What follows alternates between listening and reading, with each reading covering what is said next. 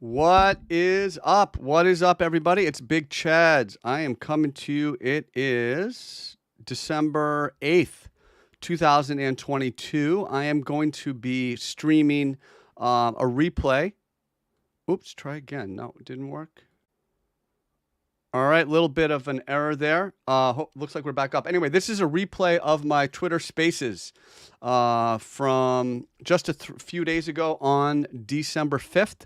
So what I'm going to do is I'm going to go ahead and hit the play button, and then I'm just going to kind of sit back and listen. I'll be here in the chat room to answer questions. I may not get to them right away, of course, but this is going to go into the playlist here for Twitter Spaces. Right, full playlist.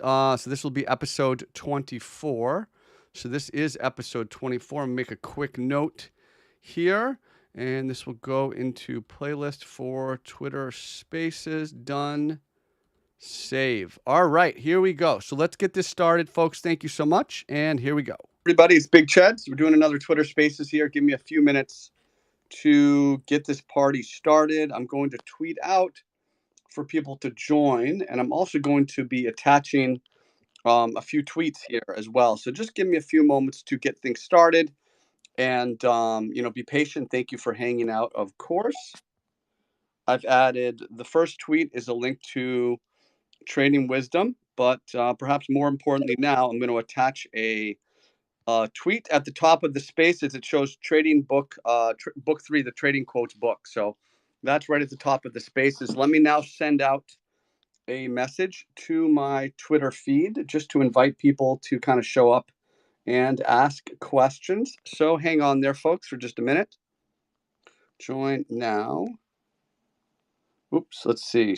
Tweet, send by Twitter. Join and ask me questions.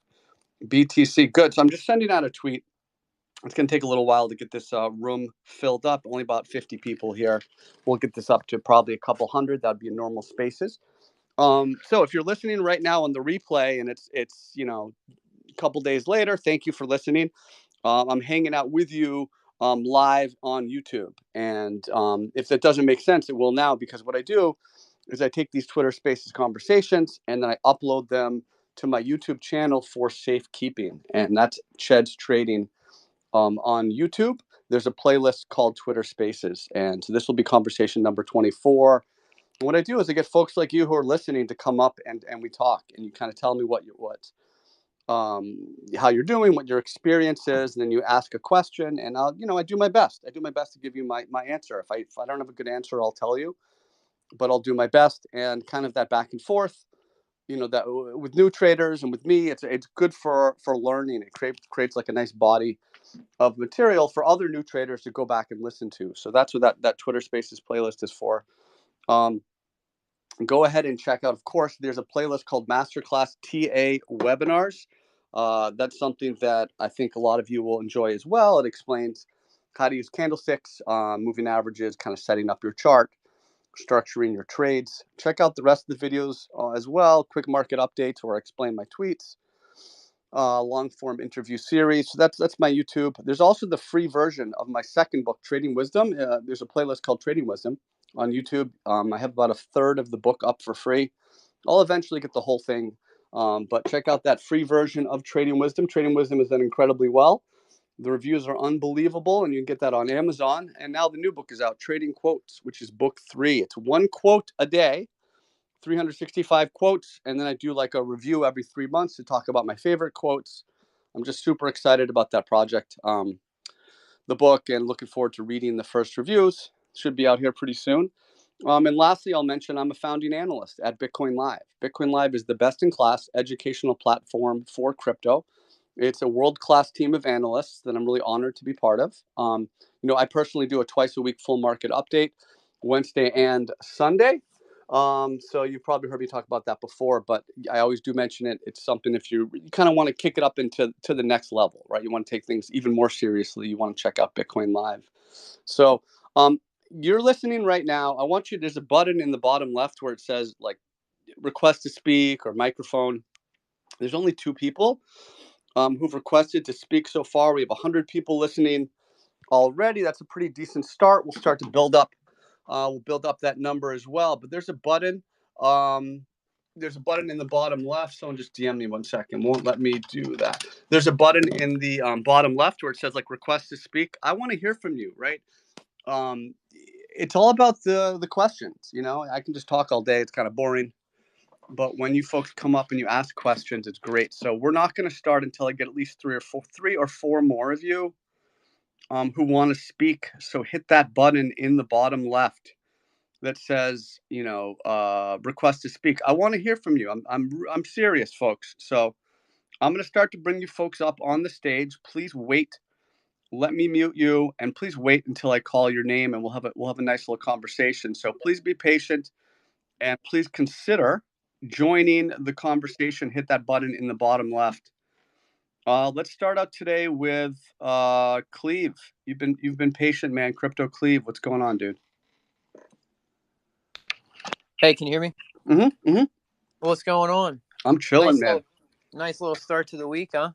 Yeah, you know, I've been recording the Audible version for Trading Quotes, and I was like, congrats on that, by the way. I saw your tweet about you launching that other book. Hell yeah, man. Hopefully, and definitely check it out. I think you'll like it a lot. I have it on my list of things to do. Actually, good. I'm not just saying that because I actually really enjoyed that Trading Wisdom, just for, you know, little tidbits of things just to easily reflect on and have that basically kind of back pocket guide to refer to. I mean, experienced traders and newer traders, I think it's solid for both. But thanks, man. Anyway, I won't talk you up a ton, but I noticed the same thing. Yeah. Just before I think you put it out on Bitcoin with that kind of that thrust candle. Like I noticed, the daily. We just grabbed that liquidity a little bit. And now we're right back under. Yeah. So I'm heavily watching that as well. I noticed the big thing for me. I noticed the Sunday, kind of the Sunday pump at the weekly open, and throughout this bear market, it seems like that's retraced a lot. So I took that into consideration, and I noticed that Litecoin has been pumping a bunch, and I went over to a low time frame, and I actually took a short at Litecoin. I will say I lucked out, but I had some orders from 84 and 85, and ended up top ticking that pretty nice. So caught 100% on that. So good for you, brother. I'm happy on that. But I'm trying to think in terms of a question. It's still one of the best looking alts. I mean, that's what's crazy. I mean, you had a nice, you were looking for a short because it was retesting that November 23rd candle. And you were kind of right there at the top of the range. So I get that. Yep. I was watching that, and going back all the way to May. I kind of looked at that as a range high, that May 9th high. Sure. But I'm giving bulls the edge over 70 just on Litecoin. That's how I'm approaching. Yeah. So it's more of a scalp. I'm not really looking to swing it. So I trailed about half out, and then I'm just stops at break even, and then just in profit some. So it's risk free at this point. Best kind of trade. I guess to pick your brain some, I'd like to see where your thoughts are on equities, because I do feel like 2023 is like, I mean, there's scalp trades to be made, but I feel like the overall context and the picture for 2023 as markets price in poor equities, earnings reports and things like that, as rate hikes start to hit really the economy and stuff. I think that we're going to see some new lows, but in the time being, I'm starting to really look for some swing shorts, to be honest. But I feel like 41s on S&P, and maybe 42s is probably a place to really start hitting it. But for the short-term chop, I'm kind of back and forth, because part of me wants to just continue to be bearish right here, because we are rejecting that downtrend line that we've had all year. But again, that's just a diagonal. But at the same time, but it's a pretty well-formed diagonal. I mean, it's connecting four peaks. You've got time interval. I mean, not all diagonals are created equally. It's actually pretty decent. Yeah, so I'm kind of looking. So I'm just giving my little quick rundown and just see what you're thinking. But I'm kind of looking at that daily pivot, kind of where we had that nice up move last week on Wednesday, but like 393 level as kind of if we hold that, still give bulls possibly it's a higher low, right? Yeah, but if we have a clean break of that, then really start to be concerned in terms of any bullish hopes there. But I'm kind of looking for that. I'm not trying to FOMO in too much, because there's CPI and FOMC next Tuesday and Wednesday, and obviously, regardless of what the charts looks like, this week, those 2 days could literally just flip anything that anyone draws out here. So kind of just some stuff there. But what's your thoughts on the S&P? I guess is my question. Then I'll shut up and pass it on to the next person. No, I mean, you've got good. I mean, you clearly know what you're talking about, and I mean S&P. I mean, you got that downtrend line, but you've got the MA 200. So any kind of downtrend that needs to reverse, it's got to get back up above the 200. It tried to. Now we're right back below it, so that's of concern. But obviously, if you're looking for just like a level to watch, 393, that makes sense. That's the higher low. Dixie's at a big spot. 104, 105. I mean, that's a throwback. You could see it rebounding here, but if it breaks down below 104, I think you'll have a lot of breathing room for equities. So I feel like that's an important thing to watch kind of for like this week. The 200 day on the Dixie as well is something to watch. We're on the It is. underside It's of that below currently. it. It's below it. It's below it. But in this case, I'm looking at, look at the peak, the May peak, and then look at the lows from August. Yeah. Like that's like a big level 104-ish. So like below that for me would really suggest, okay, the trend is really unwinding, right? If it kind of gets below 104, and then I'd probably expect it to drift back towards the mid 90s, in some way or another, probably a zigzag, not a straight line, but so there'd be a lot of breathing room for equities in that point. In that Can I case, ask you on the Dixie really quick? yeah, Sorry to cut you off. ahead. On that May high that I just pulled it up again and noticed, because that's an old range high that I had mapped out myself. Yeah. Would you, in this instance, give more strength or more nod to that 200 daily moving average, or would you look at more of that old range high horizontal break? Horizontals. Which one? Okay, because to me it looks like today's almost going to close out as a, unless we roll over here, it looks like we're going to reclaim that. So it looks like that, May high could be the place to try to hold, and then bulls look to push it. Yes, right. That's right. So, okay, cool. That's what I see. I mean, you think about a moving average, there's different ways to use it. And obviously in a trending environment, it's more effective. It is a trending environment, which is good. But when you use a moving average, say for an entry or an exit, you actually want to use the moving average to look for a close by horizontal. Like the moving average alerts you to look for horizontal. So you're always still back to, I need a horizontal to structure my risk on. The moving average, it moves up and down. It's hard to really define, am I bullish above or below it? So it just, that's the trump card. The horizontal is always the trump card, because it's supply and demand directly expressed at a certain level. But anyway, back to Dixie. And so, yeah, I'd watch that. You want to see yields continue to unwind, the 10-year and the 2-year. That started to happen. You're having a little bit of a bounce today, but you really want to see, yields continue to come down. You want to see the Dixie to come down. That's what equities need to see to breathe. You know the macro better than I do, because I kind of really don't even pay attention to it because it's so speculative. So SPY's got to get above 200. Qs weren't even close to it, right? Dow Jones is stronger than heavily either. lagging. Yeah. Dow is pretty strong. Look at the Dow Jones, right? That's stronger than the SPY. So you have gradations here of kind of equities in terms of how strong they are. No doubt. We watched the June lows, and we saw all those equities go below and then back up above. They gave us a pretty easy long signal. And now, we have the August highs, which was the peak of like that last move. And so some of these are working through that. That's what the Dow is working through.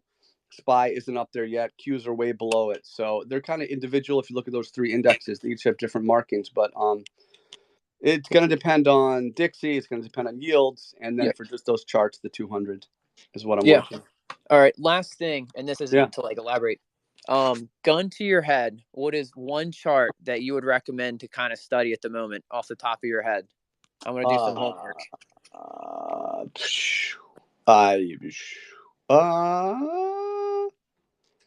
What's the one thing that sticks out to you the most, if anything comes to mind? This is Bitcoin, man. Everything for me is Bitcoin, but Gotcha. Yeah, I don't know, man. Bitcoin, right? So Bitcoin, Ethereum. If you look at equities, I mean, the big ones are the Dixie, the SPY. I look at some of the bonds. I look at TLT. I look at some of the yields, 2 and 10-year. I don't have a great answer for you on one chart to watch. I really don't. Maybe the Dixie, because that's what metals. If you're playing silver and gold, you got to watch the Dixie, right? So yeah, I mean, everything's kind of revolved around Dixie. Yeah, it really. I'll take you up on Dixie then. Well, hey man, it was good chatting to you as always. Take care. Thanks, man. Take care. Have a great week, everybody. And I'll see you and hear you guys here talking over the show. So, and I'll get that book here soon and I'll give you some feedback. So appreciate it. Thanks, man. Yep. Folks, hit that button in the bottom left. I want to hear from you. I want to bring you up into the conversation. It's not just about me talking. There's only 3 people waiting to speak. Please hit that button in the bottom left that says, request microphone. Bullish Bear, Architect 7X, it's your turn. What would you like to say? Hey man, Shaz, how you doing, man? Good. What's going on with you, buddy? All good, man. All good, man. I'm just talking to you for the first time, so yeah, it's like I know you for like probably last 3 months and been following your YouTube channel, man. I'm YouTube myself, Good. so yeah, man. Yeah, I have like a two probably three-part question. Yeah, so the first thing that I wanted to know is that what do you think about the Fed pivot, but in a more contextual way, like. We have seen earlier with Feds that when they pivot from the top to the bottom again, then that's when the final drop happens because people actually not people but the policymakers they realize that now the shits really has hit the ceiling and then we need to unwind these policies back. But then because of that, people start getting bullish again, but that actually causes the one final drop. I don't know if you have seen this, but first, like I would like to know what would you Well, look, what would you it's want? interesting. There's a very interesting sentiment dance where and if it's not always one to one where Fed does this, so people think this and blah blah blah that, but bottoms usually form with a sentiment bottom. And sometimes that happens when people are bullish and have some hope, and then they lose all that hope because you get a big support breakdown and a big market structure break. And so maybe I could see that it happening in that way. I don't, so sentiment and price are there's an interesting dance that you'll see going on, with that. And sometimes it's directly related to certain outside events, but that's hard for me to quantify and say it's because of this or it's because of that. So that's what I would say. All right, because like I saw this on YouTube and I heard this in other Twitter spaces as well that usually this thing happens because people now think that the market has bottomed and the Fed is also pivoting back. They are now gonna be in a more I would say dovish What, like in cutting a rates? dovish. Cutting rates?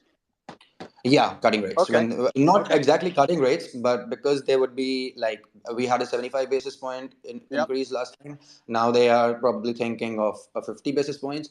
Yeah. I mean, that's not that's probably good for maybe a short term rally, but Yeah. not probably that would be able to hold itself together for probably more than 3 months, I guess. So Yeah. yeah, but yeah, sorry, man. That's good. Yeah. That sounds reasonable. Yeah. So that's what I was thinking that it's actually true that when they think that the policymakers are unwinding these interest rates, then they actually know that they are fucked up, man, and that now market's gonna take another deep down event. I think, and I think most likely we are gonna see probably one more contagion from in this crypto space. I mean. Mm-hmm. Many players have gone down that we never ever thought. I mean, I'm from Yep. India, man, and we really appreciated the work like this SDF did. And man, I mean, who really knew what was going on? I mean, till the last Yeah. day, no one knew actually what was going on. Yeah. But as a guy like SBF who did this shit, I mean, anyone. I mean. I hear you, man. Listen, so you're making some great points. I appreciate you kind of stepping up and sharing them. I think what I would say is this. I'd say you seem to have a good grip on maybe what the fundamentals seem to be or should be. But at the end of the day, you still have to manage your risk and take a trade. That's based on what the price is doing, and that's based on the chart. So make sure that no matter what you do, you stick to the chart. If your stop loss hits, follow through on the stop loss. Don't ignore it because you think something will happen. Outside the chart. Yeah, man. I just wanted to let you know, like, I have been through this like a Bitcoin cycle for like the last 5 years. I've been a part of the last cycle, and I've been like a Bitcoin trader only. I accumulate certain alts. And my second question is on the alt market only, which Okay. is that if you check out the total two, which is the total market cap of altcoins, Okay. then Sorry. Yeah. So if you check it out, then you would see that the bottom that we have put in, just like I'm just opening. Yeah.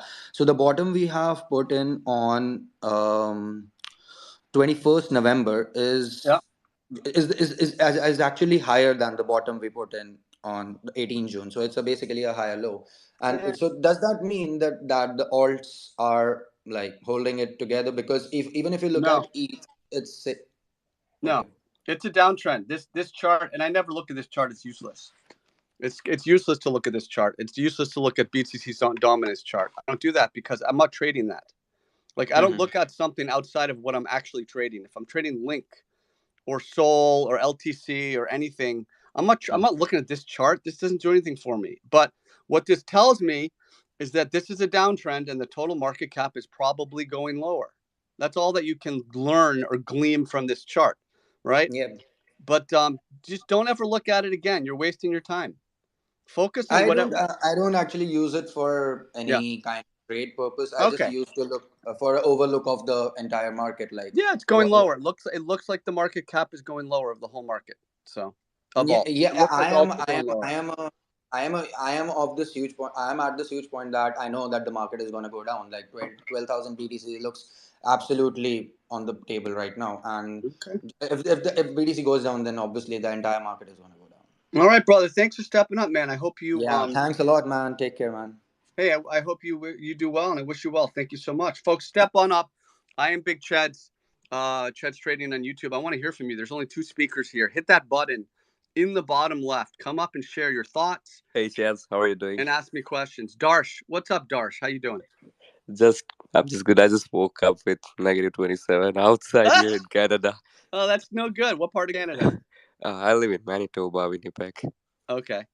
All Yeah. right. Awesome. Anyways, Awesome. I was watching your masterclass and I came up with a question that what does Good. it mean when the price is above daily MA200 but is below the daily MA50? It's above the 200, but below the The 50. daily, yeah. That means that it's above. So it basically means that it's still long-term bullish, but in the last 50 days, Yep. there's some weakness, right? Oh. And that's why people use these moving average crosses. You get some mixed results with it. The best results you get from a moving average cross is in a trending market, a sharp market with a big change, a big cross, a sharp cross, not a sideways cross. But also the price being close to it. So like if the price is right where the 50 and the 200 are crossing, that's a better signal than the price like dropping so far ahead of time. And then you have a death cross. Well, a lot of the move is already baked in. So that's, how to use those moving average crosses. But yeah, 50 and 200, those are very important, simple moving averages to use. Yeah, that helps a lot. And I have one more request for you, Chad. Can you please make a master class just on risk management itself? I already did Only it. only on risk management. It's already done. Have you seen the free version of my book? I read your book, but I haven't saw the video for the Watch book. them. I explain like, so I read the book and then I explain it like live, so go watch there's 18 videos. Go watch those 18 videos in the Trading Wisdom playlist. I think you'll really like it. I already have bought your trading quotes as well. Wonderful. I ordered it. Thank you. Well, once you let us know, come back and let us know how it goes, what you think of it. Okay. All right. Thank you. Thank you Have a good so day. much. Take care, man. Let's bring up Rat Poop. I think that's your name. Pat Roop. Sorry. That's all good. That's the whole point of it. It's funny. Oh, good. I was like, I want to make sure it's just like dunking your name. I'm sorry. No, that's all good. Yeah, I just wanted to know your thoughts quickly on silver and gold right now and other precious metals. And Sure. Yeah. Also, do you also have any? I know you're a trader mainly, but do you have any other long-term investments that you have? Yes, I do. I'll tell you about that in a second. So I'll tell you about that first. I am an investor in like AT&T, Verizon, Walgreens, like Intel, stuff that I think will be around in 10 years and will give me a dividend. And that I started my position at like multi-year lows. So I really only started this position in the last like 4 or 5 months. But I have like a dividend stock portfolio, which is like that stuff, right? Like Xerox, Triple M, MO, Altria is another one I have in there. And, I mean, look at like Verizon is at the bottom of like a 20-year range. Same with AT&T, that kind of stuff. So I do hold that stuff that I don't really have to watch the chart. I mean, if it completely breaks down, I'd probably bail, but I'm buying it. Like I have a good entry in those, so I can kind of hang on and collect the dividend. Silver, precious metal, silver's bullish. Silver's been bullish as soon as it broke out of that multi-month base from the July through November base. And it was $21 was the breakout point. So we broke out, early November, kind of did that throwback or the bullish retest in the middle of November. And then we kind of accelerated back up to that point all the way to 23. Now it's pulling back and consolidating, but silver's bullish right now, especially above 21. Right. So as long as we stay above 21, which is above the base, it's above the prior lost support from May. That's a big spot. So those are my thoughts on XAU silver. XAG gold. I don't know if I would call it bullish. It's below the MA 200. It just bounced to it. It's kind of rejecting back from it. We have an outside bar here. Could I see gold dropping back down to 1720 to 1750 range? Definitely. If I'm a gold bull, I want to respect the higher low on the daily chart from November 23rd. That low, which is like basically 1720, that corresponds with the highs of early October. So I'm kind of looking at that, as a level you want to see hold. But between gold and silver, I'd rather be in silver than gold. So hopefully that answers your question. Yeah, thank you very much. All right, man. Appreciate you stepping up. Hope you have a awesome week. Take care, man. Take care, Pat. Pat Roop. Let's go with DC Sniper Trader. What's happening, buddy? Hey, what's going on, Sheds? Can you hear me? Yeah, what's cracking? Man, not much. Hey, I just wanted to jump on. Usually I hear your spaces. Mm-hmm. And I really wanted to say thank you, man. I've been following you, I believe, since January, this year. Yeah, this year. And honestly, every time I hear, your spaces, I mean, I always get my questions answered through other speakers. So I think these spaces are great. Super Other than that, yeah, I know, right? I'm always thinking about a question, and then somebody else asks, and I'm like, man, he already answered this question. So I really appreciate your content. Everything you do, everything you share. And right now, for me personally, just sharing a little bit of my thoughts, right? I really don't care if we go to 18, 19, 25, or if we go to 14K. Everybody's really pulling. Everybody's going in different directions, but at the end of the day, I keep it kind of like the same way you do, trade it level to level. Yes. And use our the resistance support. Yes. And it doesn't really matter because either way we'll make some change. We'll make some money out of either going up or going down. So I appreciate everything you do, man. I appreciate you so much, man. It's I'm really glad that you gave me that feedback because that's the thing. I keep encouraging people. Like this is number 24. There's now 24 conversations of me like answering like new traders' questions. Like that's I wish this resource was around for me when I started. Like I mean, come on. So I'm glad you're part of it, and thank you for stepping up and adding. Of course, man. Of course. Have a good one, brother. Take care, man. Thank you so much. Bye. David, what's cracking, David? What would you like to say? David D. Mendel. By the way, folks, we have some room for speakers. So you're going to want to step up and request to speak. I'll get to you, Steve Z. David, what's going on? What's going on, guys? Love Bitcoin Live. It's been great. Awesome. Even when the market's doing nothing, you offer like really good analysis and on like specific charts and different TA analysis. It's great. Even when the market's doing nothing, you always offer some lesson to be learned. Thank you. But I have a question on something you won't really talk about, or I haven't heard you talk about yet. Really? Yeah. Can you just talk about like DCAing in and out of the market?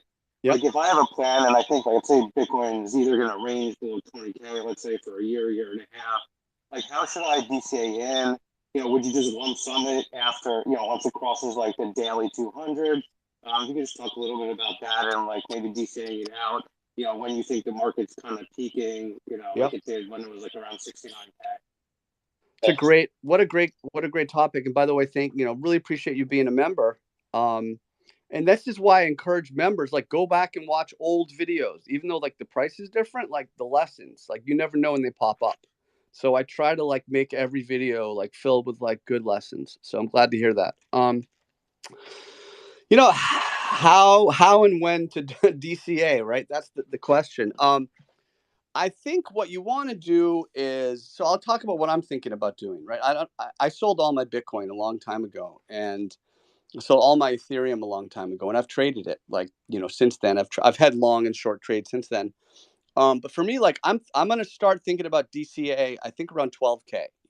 I might do it at 14K if the price kind of shows me something, right? If the price sets a floor and then loses it and recaptures it, and then I have a spring. If I have something to work with, I might fire off like 1/5 or 1/4 of the position I'd like to get at that point. I would scale in. I scale in and scale out of everything. So, maybe ideally I'd start at 12K or 13K, and then maybe I'd do more at like 11K. But I personally would want to see the price hold above 10K. So if I start to DCA right in the low teens and we break below 10K, I'm just going to sell everything. I'm not going to hold and watch 10K turn into like multi-year resistance, right? So that's kind of my plan. I've been saying that for 6 months. I'm not breaking news here.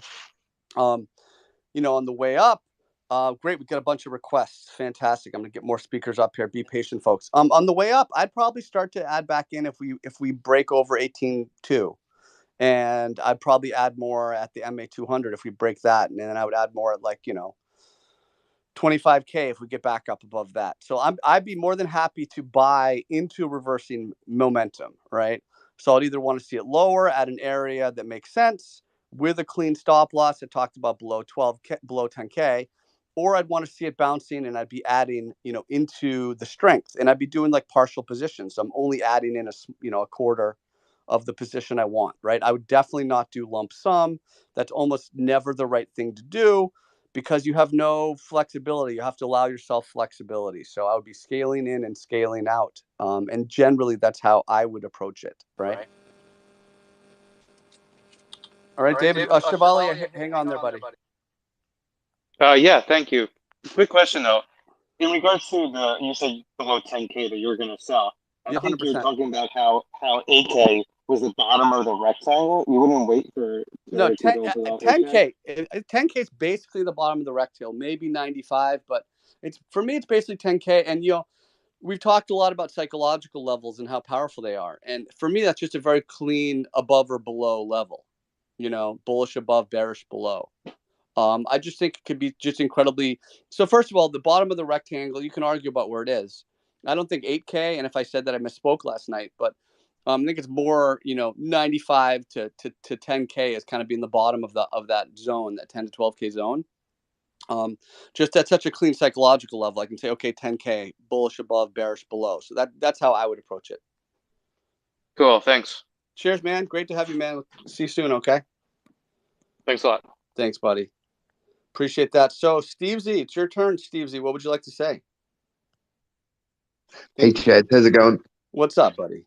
What's up, man? Listen, come here. I'm new to crypto. I only got in last year. Like, I'm just learning the ropes. Yeah. But look, I follow you. I think you seem to be really well respected on crypto Twitter. Thank you. I follow you, and your content's really good. Appreciate that. I'm not into TA. Mm-hmm. I'm more like the fundamental analysis. Ugh. Is more the way. How dare you? All right, go ahead. Listen, man, look, I don't really have any questions. I just wanted to say hello and thank you. God, I can't really think of anything to say. Well, look, you don't like. That's it. Look, we're all it's just crazy, like to be able to speak to like crypto celebs. It's pretty cool, man, for me to talk to you. It's cool. It's cool for me to be able to just talk to you. Like we're all like, without me, without you, I can't do what I do, and vice versa. And you're a fundamental analyst. I'm a trader, and we all like the market needs all of us. If we all agreed about the price, it would never move. So, like, I embrace the disagreement. I embrace the debate. You said everything. You said exact. It's great. I'm glad you joined. This is all I want people Sorry, to I'm do. not a Is great step up and speaker, say like in hi. front of there's loads of people. I'm just terrible at public speaking. I think you did a fine job, man. Give yourself more credit. But listen, I have one question though that Yeah. does come to mind, and I'm not trying to advertise anything, but Go for it. Chat GPT. What is it? Chat GPT, No. the open AI thing. Oh, that thing. Yeah, that one. Yeah. Do you think that's going to be like a game changer in terms of like, the information you can get about crypto and No, not in terms really. of No. investing and stuff? No, I mean it sounds like maybe a better version of Googling, but Yeah, I think Google's dead. Like, I think. Yeah. I don't know. Have you tried it? Like, have you played around with it? Or I started, and then it wanted me to use my phone number, and I was like, no, I'm not giving this like I'm not giving my phone number to this thing. So I might. Yeah, We'll see. Well, it's pretty. Just sign up. Just give a fake email or something, and No, well, you give a fine email. I don't mind the email, but it has to like text you to confirm your sorry, your that phone is true. number. That is true. That is true. Yeah, so I'll probably just chill on it. Like it looks cool, but I get other stuff It is. working on. It's bizarre. Funnily enough, it can't give the correct time or the correct date. Really? As much as it can do, if you ask it like for, what date is it today, it'll give you like a date from 2020 or 2021. That's weird. I wonder what that's all about. I don't know, but they're doing updates. There's going to be updates before Christmas, so yeah, they're trying to take into account, like they've asked for feedback from users, like what improvements they want and stuff. Yeah. So hopefully, man, I've tried it out. It's pretty cool. I don't know, man. I feel like when we get older, like robots are going to be running this whole thing. So. For sure. We'll see. And then you have Neuralink as well. Yep. So there could be some sort of integration with, Neuralink and ChatGPT. I'm actually writing a sci-fi novel for like 6 years from now, and it takes some time. But like one of those, like kind of one of the themes in that is like bio-induced humans, like half human, half machine. I think that's just the way we're heading. Like we already are in a way. Like, I mean, we have mobile. Everyone's attached to their mobile phones. Yes. It's not like they're not like built into you, but soon they will be. Soon they will be. Right, man. I was just thinking, I thought you were going to be an old guy. Like, you sound really young. I don't know what age you are. Don't tell me your age, but Yeah. I'm somewhere in the middle, man. I'm happy to be alive, so that's why my voice sounds young. So it's all good. Thanks, man. Listen, thanks. Nice to talk to you. You too, brother. Cheers, good luck man. to you. Bye. See you, man. Hey, check out my YouTube. Watch those videos. You'll love them. Will do. Cheers. Bye. Quick reset. I'm Big Cheds on Twitter. Please consider following me if you don't already. Cheds Trading on YouTube. On Amazon, I have 3 books published. One of them is a cancer memoir. I'll send you that for free. I just need your email. Book 2 is Trading Wisdom. It's got like almost 5 out of 5 stars reviews. Get that for free on my YouTube or buy it on Amazon. And I just published this week Trading Quotes. 1 quote a day, 365 quotes. I worked on it for the last like 12, 13 months.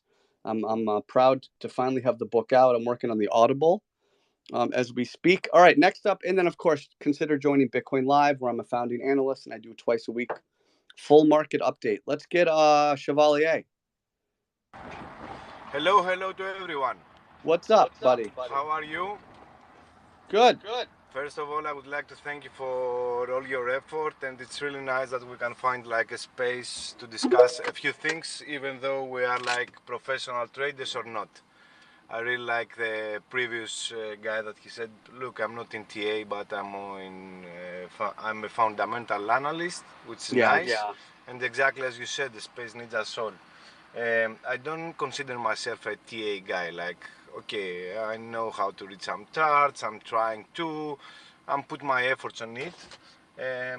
Thank God I'm in a very good position so that I can lose also a few money in order to learn, like a few people, they are not in that position. And I would like to ask you something, because you're a guy that read the charts and especially you put a lot of attention to the candlesticks. Do you by any coincidence have you checked the candlesticks of higher time frames, like 6 months or 12 months? For what asset? For BTC. Yeah, I'll mute you. I'll mute you while I respond. There's an echo, so I'm just muting you while I respond. You can't look at the chart that long. for me, the month, like Bitcoin, you can't even look at a monthly chart. There's no MA200, right? The longest viable time frame for my style of analysis is the weekly chart. All right. If you go to the monthly chart, I mean, you can look at candlesticks, but it's still a developing chart. I firmly believe you need an MA200 to even like 200 months. You need MA200 to at least be, that's a threshold for me to even look at a chart. So like 6-month candlestick, I mean, what are we talking about? It's such a new asset. We don't have that much price history. On the other hand, I could argue, well, Japanese candlestick signals are, I'll get to you 3. You don't have to raise your hand. I get to everyone. All right. I would say, on the other hand, Japanese candlesticks are short-term signals anyway. So, maybe you could use that, in a shorter time frame. But I just generally do not recommend people look at anything more than a weekly chart because our asset here is so young. That's my response, Chevalier. Okay, yeah, I got it. But I heard from you that the longer the time frame, the more valid it is. So that's why I'm asking that. And because I'm also like checking different time frames. And sometimes I'm going to the 3 months, to the 6 months, even to the yearly. And I'm seeing like different, for example, in the yearly, I get it what you said, that it's a very new asset and we don't have like the 200 moving average, that it has to be there in order to give us like a more valid, let's say, opinion in order to discuss something or to argue on something. But I was checking also these time frames, and what I saw, and I just want to share with you, is like if you see like the 12 months, for example, it's a bearish engulfing, which is like I think I'm not saying that we may go like a low, much lower, for a few years more, but according to my perception, and because I love reading candlesticks, I was thinking that maybe we are going to have like a 2 or 3 years of consolidation, let's say, in order all the market to cool off. Because what I'm also like perceiving, even that, okay, the total market cap is down dramatically and a lot of people, they have lost money and there is fear in the markets. If I can combine that with an emotional sentiment, I'm saying that a lot of people, they are like still interested in that. All right. Let me respond. I'll hit mute again. Yeah. And just thank you for stepping up again. I would say, like, don't look at the yearly chart. It's a waste of time. There's 13 candlesticks. I mean, that's not a chart. That's just a random collection of 13 candlesticks. If everything you're saying is true, you can still puzzle that out on the weekly chart. I still would highly encourage you and everyone listening to only look at the weekly chart and below for Bitcoin. Next up, we have Callum. Is this 10? And then 3 will be next. Callum, what's going on, Callum? What would you like to say? Go ahead and unmute yourself. I'm here, yes. Yo. So you were saying earlier about how if we were to hit sort of the 12k level, you'd sort of start DCAing in at that point. Yeah. Sort of, what would sort of change your bias if, say, we started pulling away from this sort of price range now? You sort of answered, I think you said maybe about like the 18k level you'd start adding. 18.2. 18.2. Would it just be like a reclaim of like the 200 MA as well, or? Yes. Exactly right. You're exactly what I'd be looking for. If you look at the Bitcoin, you think about it, we had a sharp drop from November. We bottomed in January, February, and then we started trading sideways. And then we bounced, and at the end of April, we topped off and we rejected at the MA200. Like, so that was the high water mark, and that was the highest that the last relief rally, the last, counter trend bounce went. So if we start to now close above the 200, that would reflect weakening bear momentum. And now that would give me another reason to go long. If, say, you reclaim that, then would you sort of exit your position then as well? Then if we reclaimed and then sort of lost it again, sort of thing? Because I suppose that's a position to get or something. I mean, it depends on my strategy. And we're talking about a DCA. I'm probably willing to hold a lot longer. I mean, if it's a trade based on the MA200, specifically in one position, then yeah, I would be out, right? But if that's, like the second bullet, I fired one lower and I added up there, I'd probably still hold I'd still hold, because assuming it would probably be chopping around at that point, right? So, if I'm talking about DCAing, I'm not necessarily trading it as much. I'm having to hold in between levels, in between major levels. I'd probably sell if it got below 18.2 is what I would do, because that's where I first got in, and that's where I would get out. But I wouldn't, if it flipped to 200 and then lost it immediately, I probably wouldn't sell right there, because I'd say, okay, whatever, it's just going to chop around here for a while. I'm still generally bullish as long as we're above 18.2, and that's how I would approach it. Yeah, that's cool. Thanks for taking the time, All right, man. Thank Appreciate you so much. it. Appreciate you so much. Have a wonderful day. You too, man. All right, you've been patient. Three Capulex, three Gents. Apocalypse. What's up, bro? Hi. Big fan, dude. This is the first time that I've come up on stage. Just Where you been, huh? Where you been the whole time?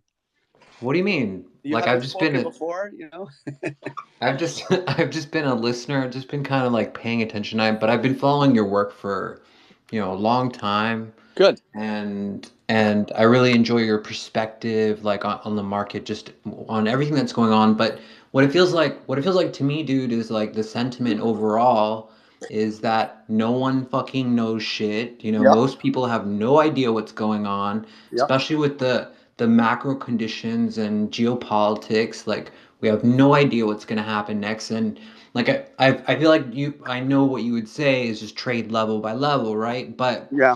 My question to you is this.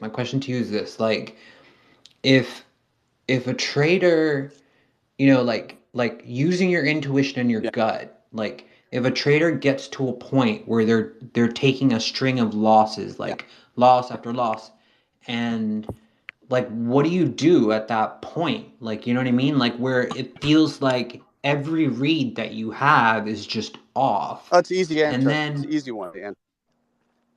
Okay. Walk away. Right? You got to walk away. You can't, if you don't have confidence.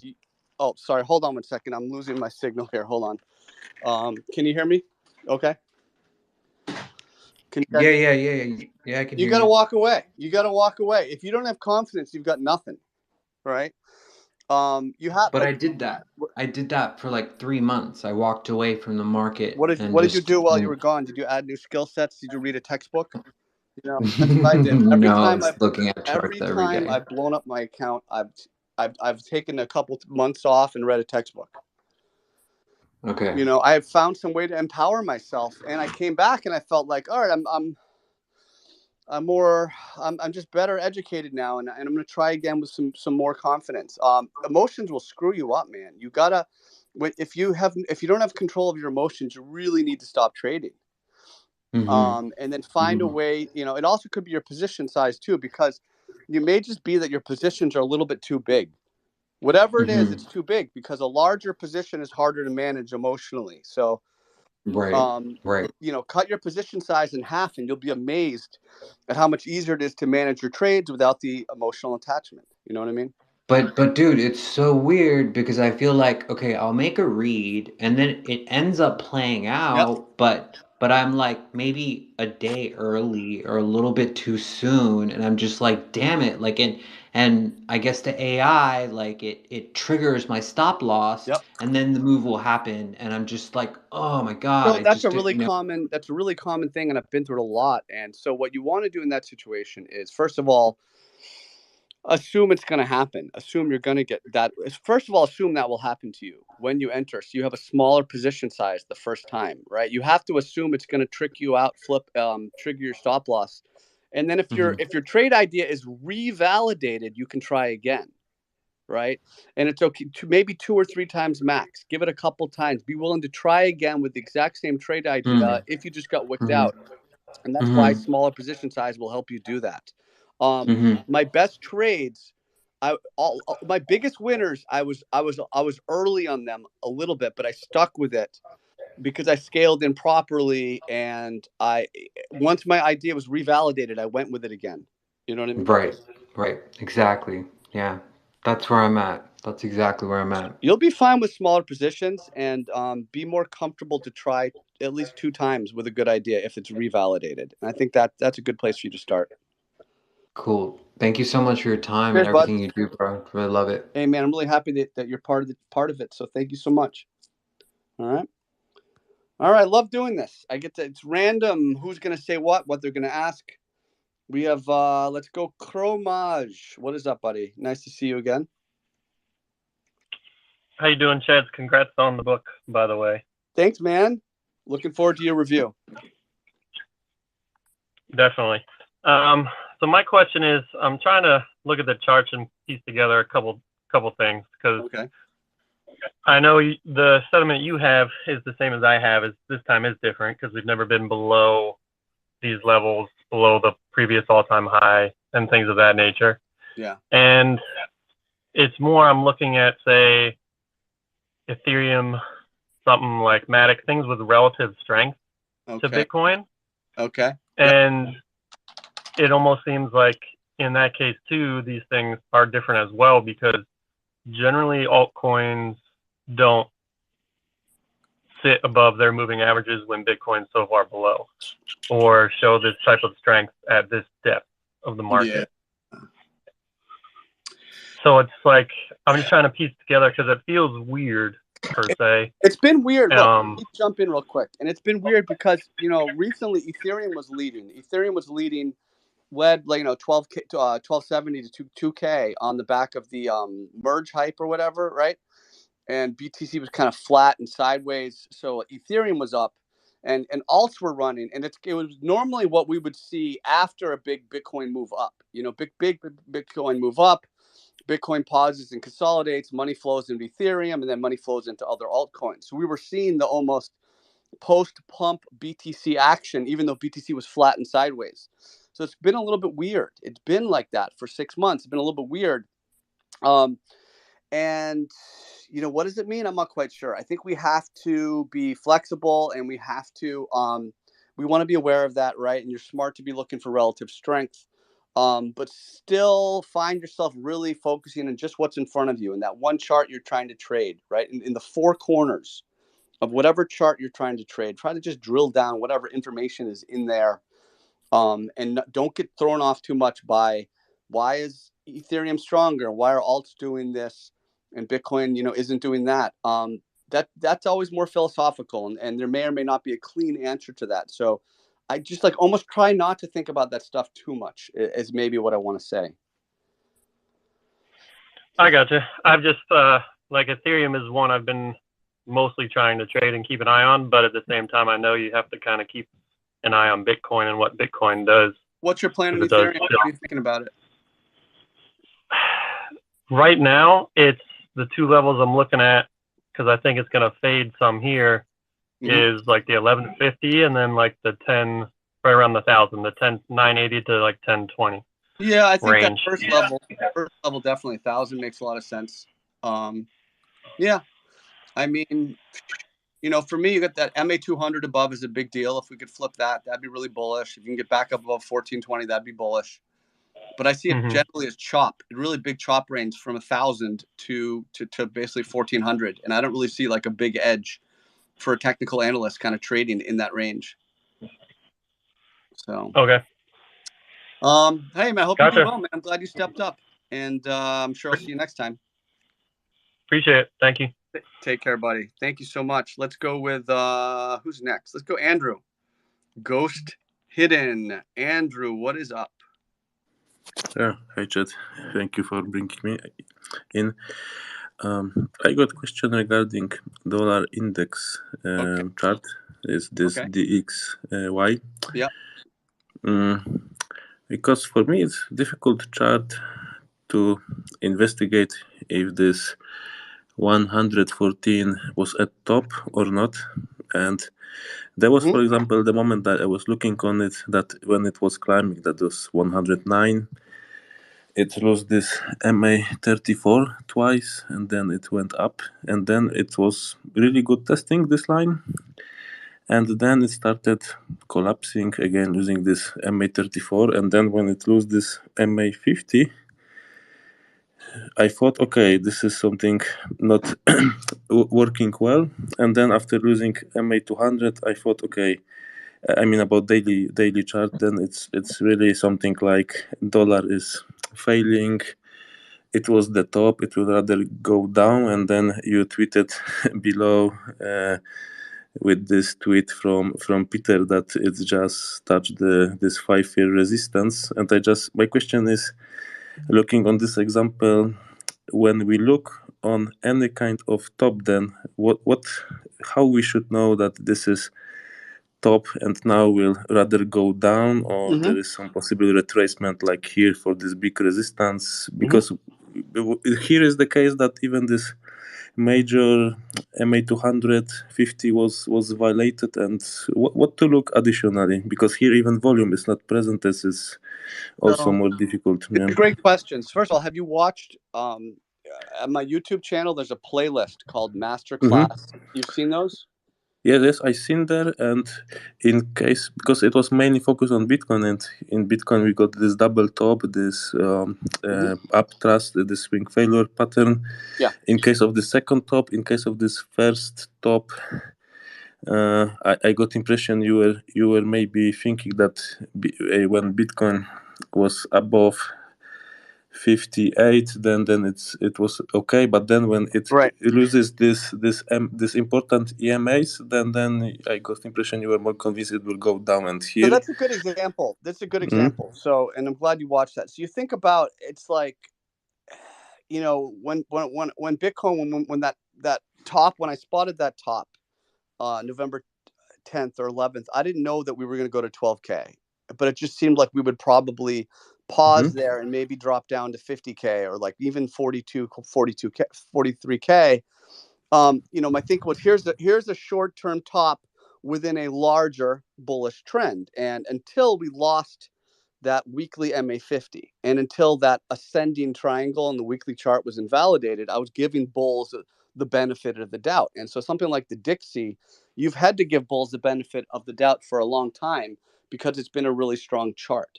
And, is 114 the top? I don't know. But right now we have a very clear level on the Dixie 104 because it's the prior high, right, from May, and it's the low from August. And that's a very simple, it's called a throwback or a bullish retest. It's a very simple, clearly defined level. And because all we're trying to do is identify levels that suggest the trend weakens or the trend strengthens. If we go below 104, the bear trend strengthens.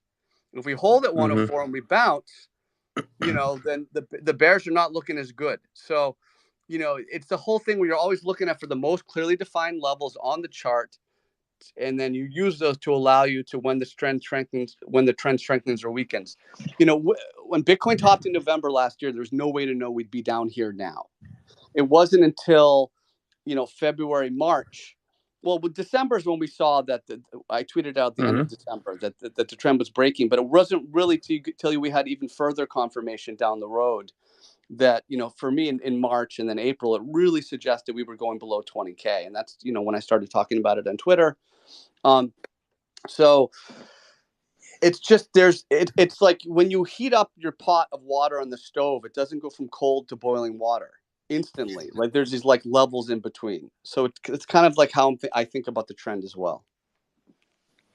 Well, it helps a lot. And on the last question to this, why this 104 is much more important than 109 is because of this what Peter 109.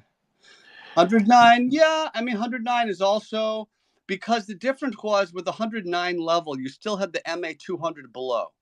So it was still a clear uptrend. But you're at a point now where the bulls really need to bounce right here. Like this is the bulls have to bounce here because you're getting back below the MA 200 and you don't want to turn that into resistance. You don't want to lose that in a really strong trend. You'd like to make it just a temporary or very a brief deviation below the 200. That's what bulls would like to try to do, right? Okay. Now I got it. Is what you describe in case of BTC. That now there are two cases. There is strong resistance and MA 200. So if that bulls will fail, then they got problems. Okay, now we got it. Yeah, thank you, Andrew. Thank you so much, man. I hope you have a wonderful day. All right. Yeah, the same for you. Thank you. Take care, brother. All right, let's see who's up next. Let's go with Iron Giant. Iron Giant, nice to see you, bud. What's going on? You too, mate. Not much. Just at work, doing the darn thing. I know, right? I don't really have a question. It was more for our friend named Three before. I can kind of sympathize with him a little bit. He's sounded like he's on the right track. You know, he believes no one knows what's going to happen next, and I feel like I was kind of stuck in a similar rut to him. And a book that really, really has helped me over the past couple of months is Trading in the Zone by Mark Douglas. I'm not sure if you're familiar with it. Yeah, I've heard of it a lot. I haven't read it, but people mention. Oh my, it is a great book, and it's all about the mentality of trading and how to start thinking in terms of probabilities rather than obviously using your emotions. I just wanted to say, you know, I think something like that can really help somebody in that mindset that's just lacking confidence or doesn't really believe in their skill set. You know, it's not really so much the skills you have, but the thinking in terms of probability. There's a quote that he did say in that book that really stuck with me, and it's rigid in rules and flexible in your expectations. I think really, really getting your rules and developing your edge is so crucial, because that's the thing that really protects you in the markets. You know, and journal everything, man. You speak about it all the time. And like a lot of people, including myself, you know, you read things that people like you would say, and they're vague terms, you know, journal everything. But like, it's so important, man. It's helped me so much.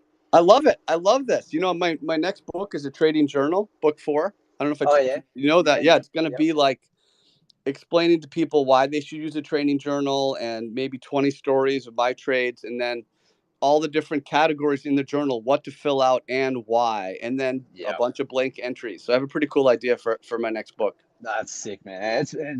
I love trading, and you know, I was stuck in a bit of a rut myself, but man, you just keep at it every single day, and you know, you've got to be so objective about your own thinking, and it's so hard, man. It is just so crucial to me. You have to be, your convictions should only be as strong as your ability to change them when you get new information. Yes. You have to be flexible, and you have to be okay with saying, I got it wrong, and I'm going to move on from that bad idea. Like, it's so important.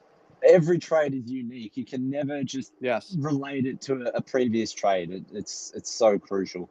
Absolutely, man. That's all I've got to say for you, Cheds. Hey, man, I appreciate you. Hope you have like a wonderful holiday if we don't speak again, okay? No worries. Thanks, man. You too. God bless. God bless. Peace out. Let's go with Justin. What would you like to say, Justin?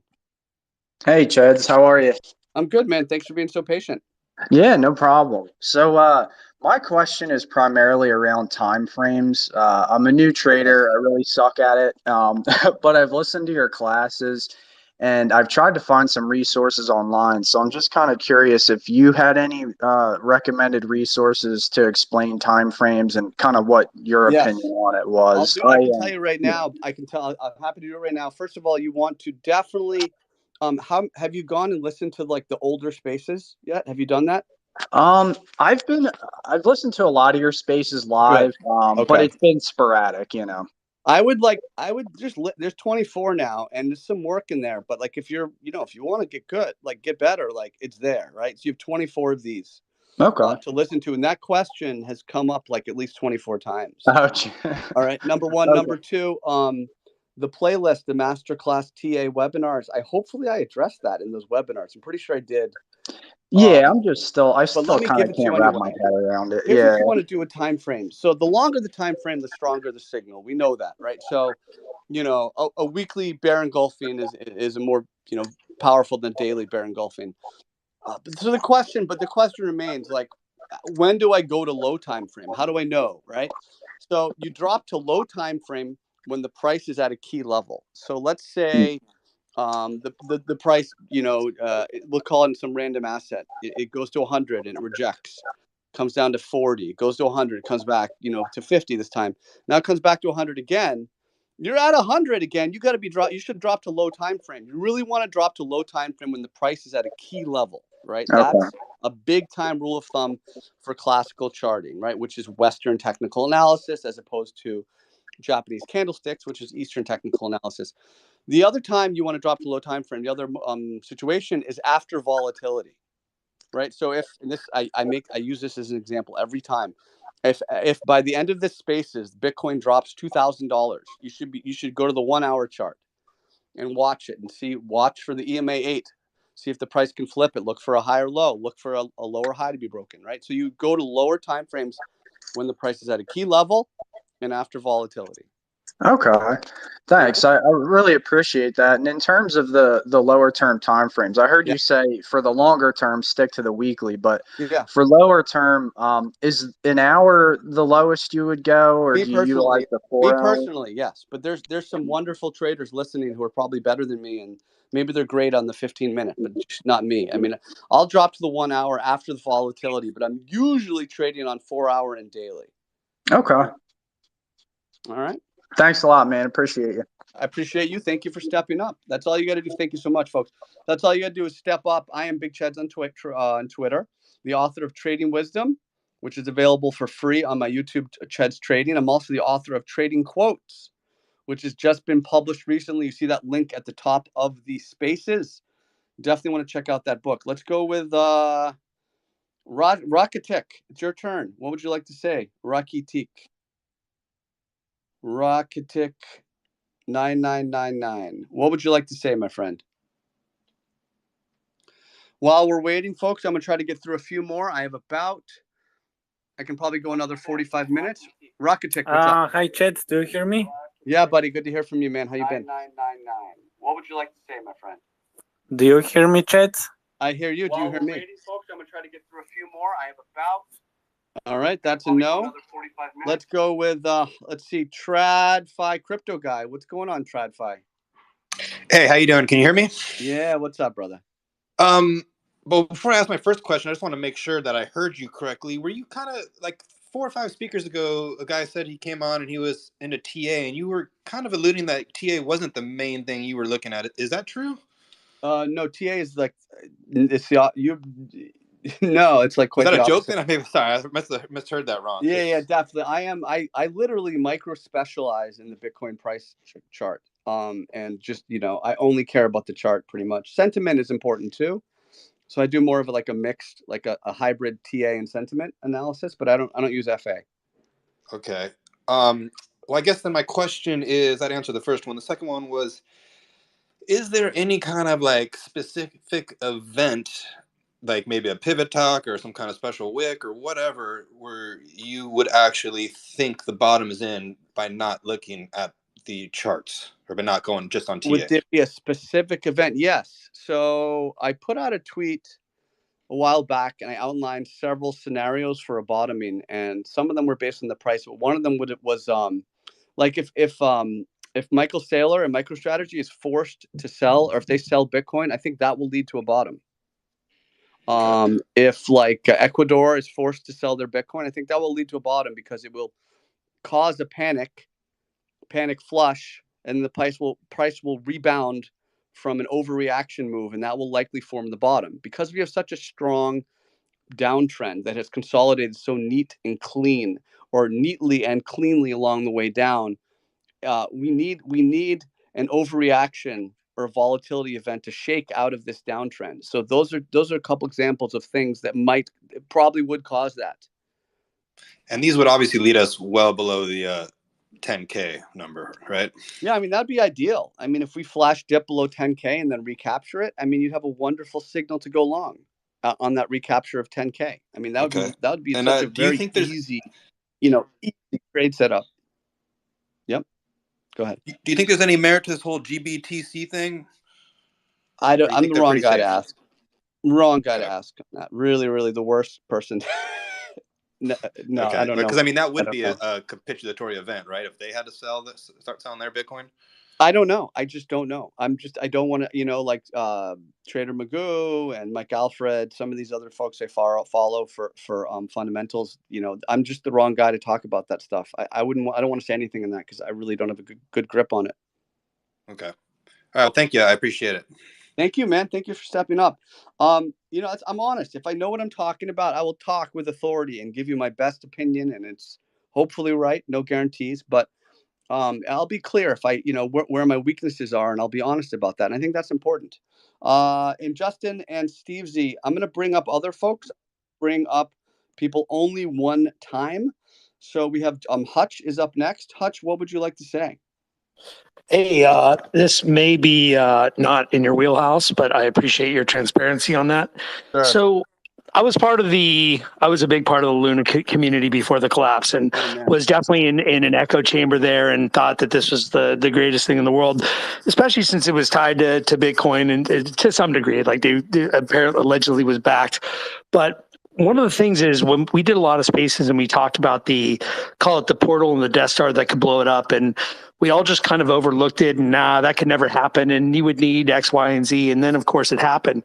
So when I'm trying to think tank out, let's just say Bitcoin's Death Star portal, if there is one, I get a lot of, it just sounds eerily familiar, like echo chamber answers. And so I just really want to know, like, I would still, I own Bitcoin. I have some self-custodied. I've been getting into Lightning lately so I can onboard other people. But I really just want to know, like, this 51% attack seems like, and especially if the capitulation event happens like you were talking about, which from a trading standpoint, I hope it does. But I'm wondering if that really does push down the miner rewards to the decentralized step away. There could be some really bad actors that really don't have a profit motive per se, but just have a vested interest in keeping power. Keep in mind, I have my tinfoil hat on, but keeping monetary power and just break it for the sake of breaking it. And I've been told, it's not really a risk. There's a difficulty adjustment, and you would just need so much computing power, this and that. But I haven't really gotten a straight answer. And so I don't know if that's something that you could speak to, but I really just want to know, like, even if it's something I don't necessarily want to hear, I'd really want to know, like, how vulnerable Bitcoin is or something like that if we get pushed down to the single digits. Yeah, it's a great topic. It's one I'd like to hear the answer to as well. I really don't know much about mining. I follow folks who talk about it. Like Will Clemente does a lot of that. He does on-chain, does some, follows the mining. I don't really know what it would mean. Obviously, if the price is lower and it forces out more miners, that would mean that a smaller group of miners, in theory, would have more control, I guess. But just I don't know, man. It's hard for me to speculate on that because I'm really a terrible fundamental analyst. Terrible. Sure. No, you said that, and I appreciate that, but no, I appreciate your transparency. I mean, the other thing, not to FUD Bitcoin, because I'm genuinely hoping it survives. I just really want to know, like, how to quantify this risk, or just have something other than the typical echo chamber answer, or something that just shames me for even bringing it up, because that's what happened with Luna and UST. And I don't think it's a problem. From my gut, I just think. Maybe it's because I don't want it to go away, but I think Bitcoin would have already been attacked. I think regulations would have snuffed it out many years ago. It's already part of the system. I think the regulation can't do it, but I'm saying with all these miners getting liquidated and all these machines going on the market, like I said, like think of the biggest, baddest actor possible, and just saying, you know what, let's just scoop all these things up. We got unlimited power supply. It ain't going to be profitable, but guess what? Let's just fucking break it. I hope it doesn't happen, but I'll be here anyway. I'll be here either way. I hope so. Well, I appreciate your transparency. Thanks, man. Appreciate you stepping up. It's a great topic, and I'm sorry I couldn't add more. So thank you so much. Let's go with Level Up. Level Up Sport. What would you like to say? Yo, Big Teds. Love your work, man. Thank you so much. I've got a few questions for you. Firstly, I just wanted to ask what's your opinion on Elliott wave theory, and if you've ever sort of messed around or used that in your trading. So I studied Elliott wave theory for CMT level 1. I had to read about it and pass the test and all that. And since then, I've forgotten it all because I don't use it. I do not use Elliott waves. For me and my style, it feels a little bit too predictive. I don't like how Elliott waves want to just try to, it's going to be ABC correction, and then we're going to go 1, 2, 3, 4, 1, 2, 3, 4, 5. It just feels too predictive for me. And there's the crack about Elliott waves where, like, no matter what happens, there's an Elliott wave that predicted it. I mean, that's fine. I know some wonderful Elliott wave traders who are way better than me at trading, and it works for them, and that's great. But it's not what I use. I use just, simple supply and demand, horizontal levels, moving averages, Japanese candlesticks, especially with the Bollinger Bands. I tie it all in with sentiment analysis. We got to find our own styles that work for us. But you're never going to see me tweeting about Elliott waves. I don't use them. I don't teach them.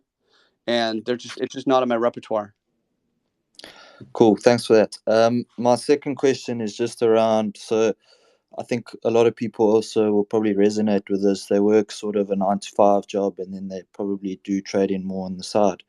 What's your sort of point of view in terms of, would you suggest looking at sort of the daily charts and the weekly charts and trading more long term? Yes. Or sort of when you get home, maybe if you've got some hours to kill, maybe doing a little bit of scalping, just due to volatility? I think it's the opposite. I don't think it's I have time now, let me trade. I think it's I have time now, let me study. And I think you have the ability you should be studying the chart every day, just to mark out the key levels, and then set an alert in your software to let you know when the price is near a key level. And then you can start to look at it for a trade. People who work a day job, like normal people, like mostly everybody, like regular folks, they can't like degen watch the chart all day, which is why I tweet out stuff like 4-hour Bollinger pinch, or I tweet out stuff and people are like, no kidding, Cheds, we can see it too. But I'm like, listen, not everyone's watching the chart all day, right? Yeah. So a lot of people can't. So I think if you can't day trade, you should be trading based on the daily chart, but you should be using these alerts in your trading software when the price is getting close to a key area. And then maybe you go to the 4-hour and make some type of a trade plan based on the 4-hour, at that point. But what I want to try to say, what's the most important is, just because you have 3 hours, don't force a scalp. Just because you have 3 hours to trade with, like, don't force a scalp, but you should use that time to study the chart, because a good opportunity will just jump up and hit you in the face. So, if you have to go looking for it, it's not there. Spend all your free time studying the charts. Really know what you're trading. Whatever you're trading, it has to come from your watch list, and you should know it so well that you have some muscle memory with the chart. And the only way to get that is to look at it every day, to study it. So use your time wisely, and not always to just trade, but use it to study the chart as well. Thanks, Cheds. Last question for me. Yeah. So I think like sometimes you get conflicting sort of views if you look at the daily versus the 4-hourly. Like, for example, I'm looking at ETH USD now. Okay. On the daily, we're making lower highs and lower lows, but if you go to the 4-hour, we're making higher highs and higher lows. Yeah. So how would you sort of play that scenario? What would your suggestion be? Well, you have to know where you're, like, even if I'm trading on the 4-hour, I know what the daily chart is doing. The daily chart is right in a chop range. We bounced right back into the range. Look where we were from basically September 18th through October 24th. Whatever, how many days is that? So basically for 36 days, we were in between, 1250 and 1370. We're right back in that chop range. So that's no trade. You identify, most of the time, there's no trade, right? So we're in a no trade zone. There's nothing to do here. So I kind of don't care what the 4 hour's doing. I mean, if you drop the 4-hour, like, so what? You're in it. It's just in the daily chop range. So I'm not even looking for a 4-hour trade, personally.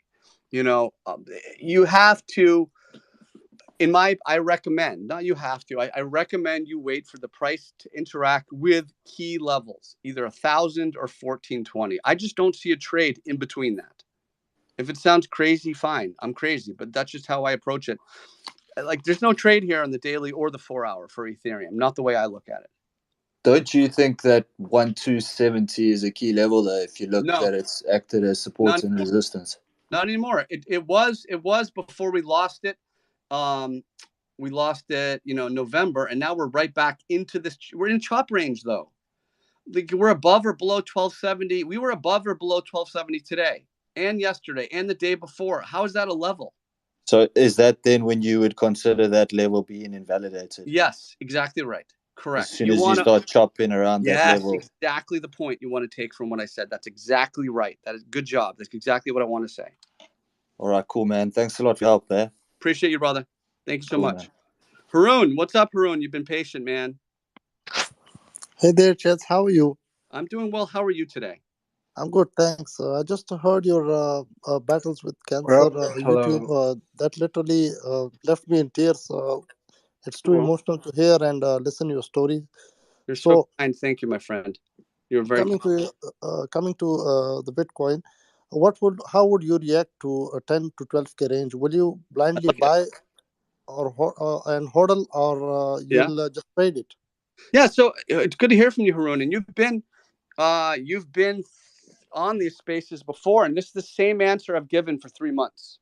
So it's the same answer. The answer is I will start to get interested around 12K. I'll probably, if it goes lower, I'll probably add lower, till about 10K. But if we get below 10K, I'm selling everything. Right? Okay. That's my plan. And if we get back above 10K, I'd be interested in going long again. But it's all about, it's not about a price as much as how you get there. When I say 12K, if we quickly drop to 12K and it bounces, that's probably the bottom. But if we slowly bleed down to 12K, it's probably not the bottom, because you have to think about momentum and momentum reversing. So I have a plan, but I'll adapt my plan as we get new information, and if and when we get closer to that level that I've talked about. Okay, as we know that Bitcoin halving is around in around 2024, right? So Okay. and it makes all-time high every time. So do you think there is going to be the same Does it? scenario, or It has. It's done that, what, 3 times so far? yes, I think. Right. So what? Who cares? It's only been around 13 years. We've Okay, so never it's we've only never a been hype, to right? below the all-time high before. We're below the all-time high now. So I think it's time to stop assuming that we're going to do what we've always done. Those days are done. Okay, so we should be expecting less, right? Absolutely. Oh, Okay. definitely expect less. And then if Okay. you get it, you should be pleased. But the whole idea that we're going to we're guaranteed an all-time high because we're going to have a halving is complete horseshit. Okay, right. Thank you. All right, man. Thank you so much. All right, let's do a couple more and then I'm going to move on. Yasi, it's your turn. Thank you for being patient, Yasi. What would you like to say? Thank you. Well, hello. Hi. My name is Yasir, and Hi, Yasir. right now, like I know you're an expert, right? So that's why I'm asking you. I'm like, I did the longs right on the trade on What the trade? seventh, What trade are we like talking about? We're talking about Bitcoin? BTC, Ethereum, and yeah, that's it. I did longs with the leverage 9.5. BTC like was 5 and Ethereum was 9. I went all in with my portfolio, and I'm asking you if by chance can BTC go back to 17K? 17K? Yes, like It's on this. It's 17K right now. No, like go back to 17 to 180. I don't understand you, my friend. So we're at 17K, right? And what's the question? Please try one more time. I'm not sure I understand. All right. So basically, all right. So like let's talk about Ethereum charts. Like, okay, it's maybe by chance can go back to $1,300, like for this 1,300. coming. You're talking Yes. about a bounce. Yeah, you mean the Yes. high of today? Today's high is Yes. 1306. Yeah, I mean, sure. I mean, but like, that's just a small movement from here. Of course, it could do that. That's not even like, what is that? Is that even a 1 percentage point higher from here? I don't know if it's going to go there. It's almost useless to ask that question. Like, I'm so sorry. No, why would you be sorry? My point is that it's hard to be that specific with analysis. We're at 1260, and will we go up $40 more? It could very easily do that, regardless of what's going to happen tomorrow or next week. A better question is, what do I think it's more likely to go to 1,400 or 1,000? Right, the two major levels above and below. Yes, exactly. That's what you have to think about it. I think it's more likely to go to 1,000 than 1,400 because it's a downtrend, right? So you always want to assume the trend will continue. When I started trading, the biggest years of difficulty for me in trading were, when I just trying to fight the trend and assuming that every downtrend was going to bounce and every uptrend was going to reverse, right? You just got to assume the trend will continue. So, Ethereum will probably, go down to 1,000 before it goes up to 1,400, right? But is it 60%? Is it 70%? That's up to you to decide. But in terms of going up, $30 or $40, I mean, it's hard. It's much harder to predict when you're talking about small movements. Now you're dropping to lower time frames, right? Because the lower time frame, the weaker the signal. Yes. Well, thank you so much. All right, brother. Yasir, thank you so much, man. I hope you have a wonderful day. Before you go, I would recommend that you be careful with your, just make sure you have a stop loss. And I would start risking less money until you get much more confident in what you're doing. So that's the real secret, is get experience. You can only get experience by practicing, and use smaller amounts of money to gain experience. Okay, Yasir? Okay, thank you. Thank you, brother. Stay strong. Let's go. That's it. All right, folks. I'm going to wrap things up. I have some family stuff to take care of today. If you don't follow me yet, please do consider following me. Big Cheds on Twitter. I'm on YouTube at Cheds Trading. You can get a free version of Trading Wisdom. There's a playlist on YouTube. You can also get my free masterclass TA webinar playlist. It's a wonderful resource if you're just learning how to trade, how to use moving averages, set up support and resistance, all that stuff. Check that out. I'm really proud to announce I just published another book. My third book is called Trading Quotes. 1 quote a day, so 365 quotes. And then I do like a review every 3 months talking about my favorite topics. I'm really, really proud of this. I'm waiting for the reviews. Well, the reviews will come out any day now. So please consider checking that out. There's a link to that at the top of this thread. I will also say, if you really want to learn how to trade, if you're frustrated and you're tired of being frustrated and losing your trades, you want to join Bitcoin Live. Bitcoin Live is the best in class educational platform for crypto. I've been part of it for over 4 years. I'm a founding analyst. I do a twice a week market update there. No matter what I'm doing in my life, I'm on vacation, I'm sick, I haven't missed a report in over 3 years. So really proud of Bitcoin Live, and I would just encourage you to check that out if you're looking to learn how to trade like a professional. So, folks, thank you for listening. Thank you for hanging out here with me on a Monday. I'll probably do more spaces this week. I'm trying to be active. I want to talk about my book, and I want to see how everybody is doing. So, as a reminder, this will be uploaded to my YouTube at Ched's Trading under the playlist for Twitter Spaces. This is episode number 24. If you're listening on the replay, I'm hanging out with you in the chat room on YouTube. So I want to thank you for hanging out on the replay as well. So everybody, I hope everyone has a wonderful week, and I will talk to you soon. Big Ched's out. And Big Ched's back. Big Ched's back. That was fun. Just completed the replay. So thank you, folks. Thanks for hanging out here. Another great Twitter Spaces. I might even do one this afternoon, a live one. So keep an eye out for that after I pick up my kid at school. Maybe in just over an hour. I'm leaning towards doing one of those. So keep an eye out, and I will talk to you folks soon. All right? Big Ched's out.